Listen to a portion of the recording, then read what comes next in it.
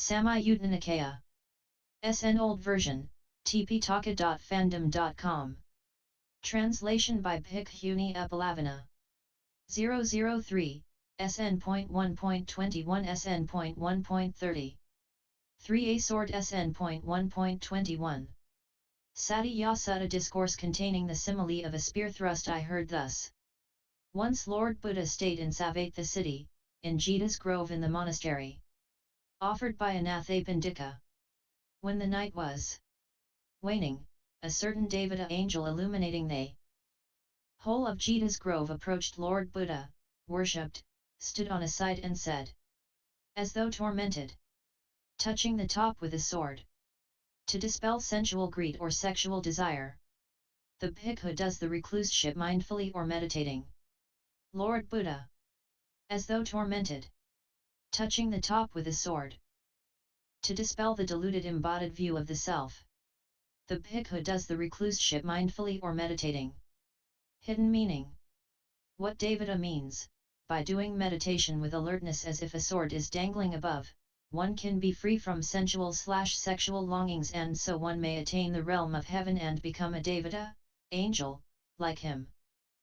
What Buddha means, by doing meditation with alertness as if a sword is dangling above, one can achieve trance state, i.e. disembodied state or out-of-body state of experiencing the infinite or the nibbana/nirvana.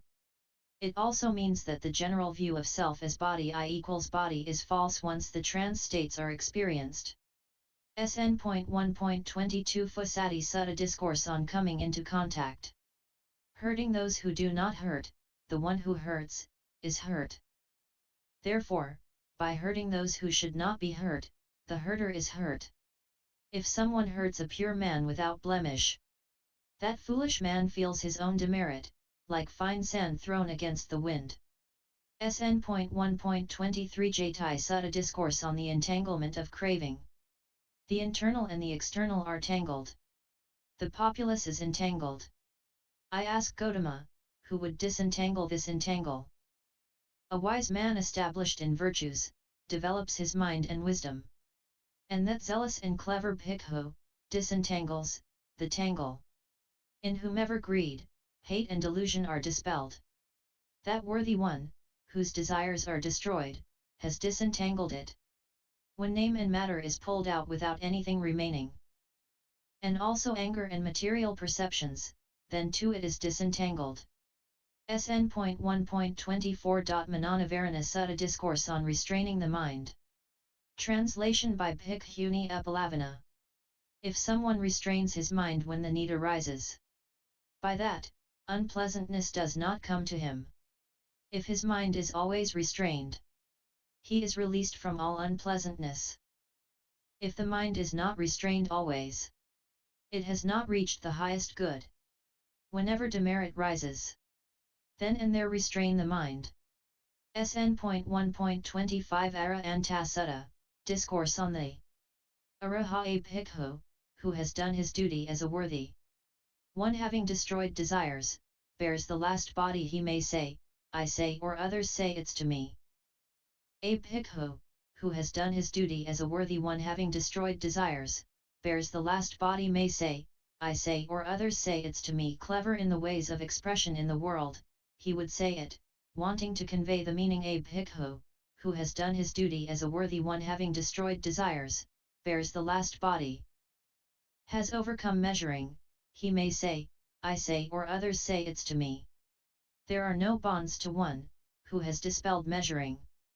He has dispelled all signs of measuring. The wise one has overcome all thinking whatsoever. He may say, I say, or others say it's to me.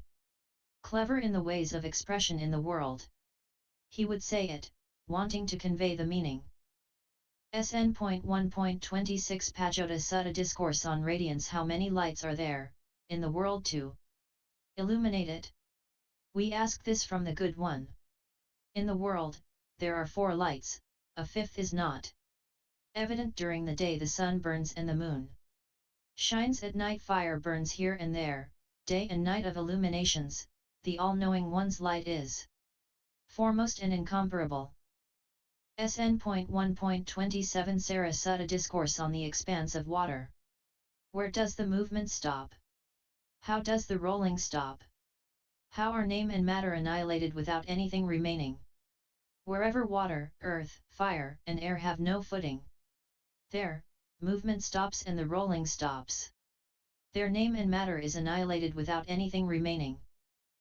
SN.1.28 Mahaddhana Sutta-Discourse concerning persons of great wealth. Even the wealthy, resourceful warriors, landowners, become greedy for each other's wealth, not caring for sensuality. Make endeavor following the desire to be. Some give up greed and craving, don't make endeavor in this world. Giving up home, becoming ascetic, give up sons and herds. They dispel greed, hate and delusion and destroy desires. Become worthy, do not make endeavor in the world. SN.1.29 Katokaka Sutta Discourse on the Four Postures. Born from dust we are four wheels, 9 entrances. And merit mixed with greed. Hero, how should we proceed? Cut, interest, the straps, desires, greed and demerit. Also uproot craving completely and then proceed. SN.1.30 Anijangha Sutta Discourse beginning with the words Anijangam. Has the limbs of an antelope, is thin and heroic. Partakes little food without indulging. Roams like a lion, like an elephant does not desire sensuality. Approaching ask, how should we end unpleasantness?